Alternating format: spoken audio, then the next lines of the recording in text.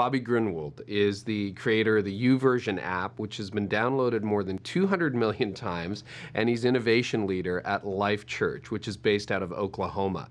Has 24 locations, the church does, across the United States, and sees almost 70,000 people attend church each weekend, which is incredible.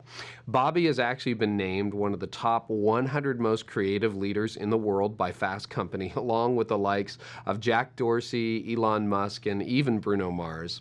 In 2006, he launched one of the very first online churches, and shortly after that, opened up Life Church Open, which now gives free resources to churches around the world. Bobby, I'm so thrilled you're here to spend some time with us today. Welcome. Thanks for having me, Gary. Hey, it's great to have you. So you didn't start out in church world. In fact, you started in the tech world doing a couple of startups while you were in university. Tell us about that. How did you get interested in tech and the beginning of your story? Well, it's an interesting journey. My background was actually as a finance major. I was in business, and I had an entrepreneurial bent to me. So when I was in college, I've always had an interest in tech. I've never studied tech or technology, but I was a business guy, and I decided when I was in college I was going to start a web hosting company. And this was back in 1996.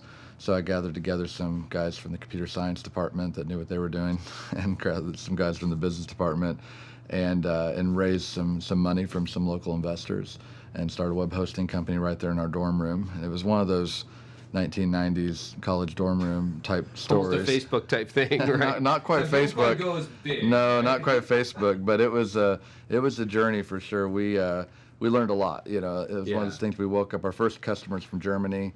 We had clients from 33 different countries, and we were having to provide tech support to Japan and all these things that, as a 20. And you're how old, 20? Probably 20, 21 years old, I'm thinking at the time. And so it was just a really amazing experience that we were able to have in business, and had some early success, sold the company, and started another company after that.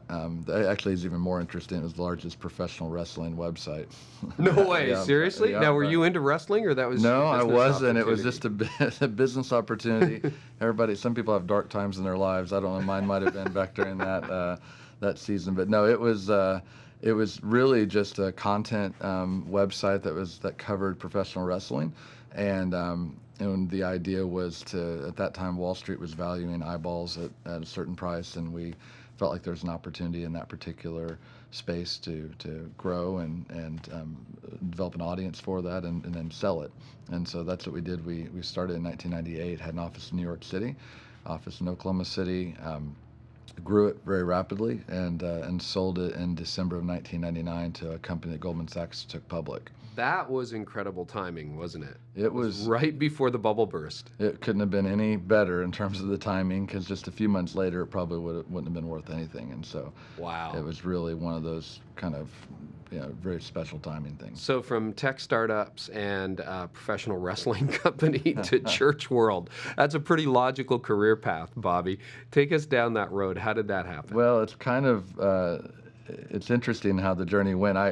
In 1999, while I was still doing that professional wrestling website, my wife and I, we had moved to a certain part of Oklahoma City, and when we did that, just felt like we need to get connected to a church in that area.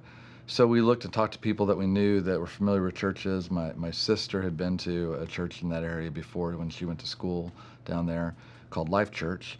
So we decided to go and visit this church. Fell in love with the church the first time we went. It was only a few years old at the time. Yeah, at the time it was about 3 years old.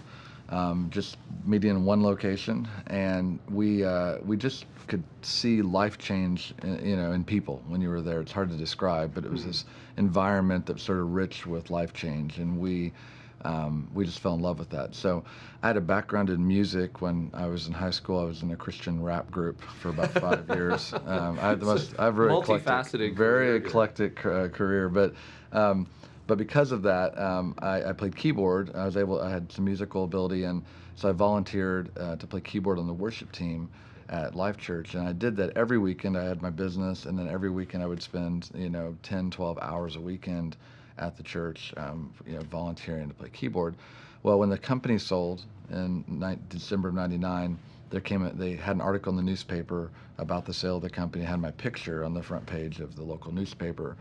And the executive pastor at Life Church saw the picture in the paper and said, "Isn't that the guy that plays keyboard on the worship team?"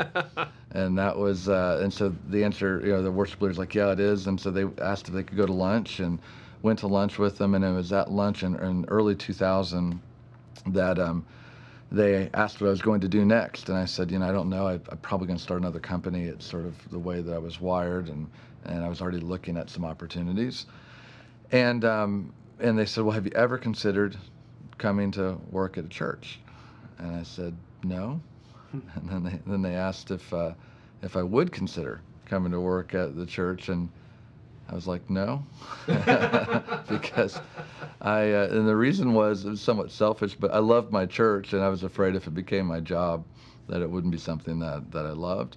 And the other side of it is, I had never made a connection that what I did in business or what I was seeing happen in technology had any application in the church until that lunch. That was really the first point where I'd even connected the dots that there might be a possibility for that. Isn't that interesting? And I think there's probably a lot of business leaders watching going, I don't think anything I do in my day job could have any application in the church. Yeah, and that's I thought the same thing. I mean, I thought what I learned in church could help me as a leader or help me in business, but I never kind of looked at it the other direction to think that what I was even technically doing or what we were specifically doing could be used for the purpose of helping the church or helping ministry. Well, and this is what's so interesting, because they were kind of two solitudes at the time. I mean, you had your whole tech life, and then there was church life, but church wasn't particularly technical when you jumped on, but that was about to change, because you start. So how did that go in those early years where you were like, wonder if any of this stuff applies in church world?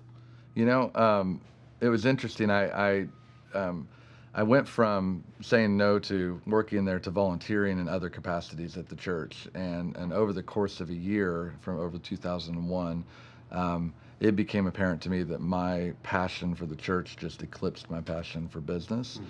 And I began to see connections between what I had learned and these unique experiences I had in business, and just possibilities of what that could mean for ministry, even the professional wrestling website.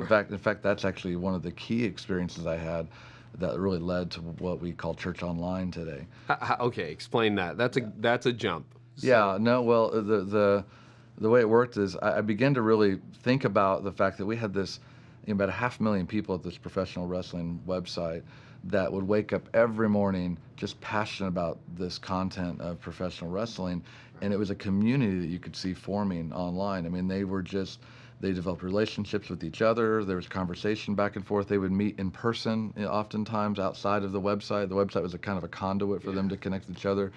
They were involved politically in all sorts of various activities, and you could just see that this was a community around the concept of pro wrestling. It's forming. They were just passionate, and the relationships were strong, and I just thought, if that could happen around pro wrestling, why couldn't we create an environment where a community around church, about church, could exist online? And so that was really it was the nexus of the idea, really the impetus of the idea for how we have Church Online today came from me just processing this pro wrestling experience and how that could apply. That is fascinating. Do people laugh at you when you started to make those connections? Well, not really, actually, because our church is very passionate about reaching people, and we have this phrase that we'll do anything short of sin to reach people that don't know Christ. And so what that leads us to do is some unconventional things. So I think in some ways our church and our leaders, our team as a whole, has been drawn to things that might be a bit unconventional. So these ideas might sound a little bit crazy at the time. There's people asking, is this legal? Can you have church and have it meet online? Is that legal? Is there something you're gonna some theology issue or some concept scripturally you're going to violate with it? We're unfortunately a little bit ignorant, I think, sometimes, so we try some things that maybe we shouldn't try. But the premise of it was, people were connecting with content online all the time. Yeah. But I could really see, and our team could see, that technology really could be used to connect people to people. And that was really the big transition, or the big change, was saying, what if we stopped using, or not just use technology to connect people to information and content, but actually used it as a conduit to connect people to each other? That's fascinating. So your entrepreneurial journey, your whole background in tech, is that something that you use on a regular basis in your job today? Sure, absolutely. I mean, I just realized that God doesn't seem to waste any of my experiences, and if we just let Him use us, He doesn't, even the good experiences and the bad ones, He kind of tends to find a way to work them all in.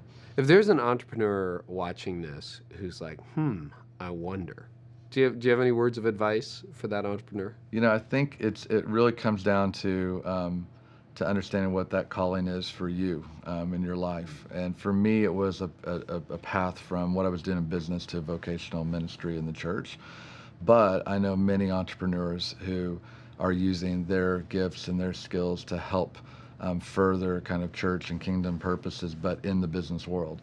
And so I think it's a matter of kind of discerning where God's leading you specifically. But what I would say is that I believe that anybody that's an entrepreneur or has these types of giftings, or any business leader, or anybody in any profession for that matter, has the ability, if they'll let it happen, to allow God to use their gifts in a way that could really impact the kingdom. That's a good word. Bobby, this has been a fascinating time together. Thank you so much.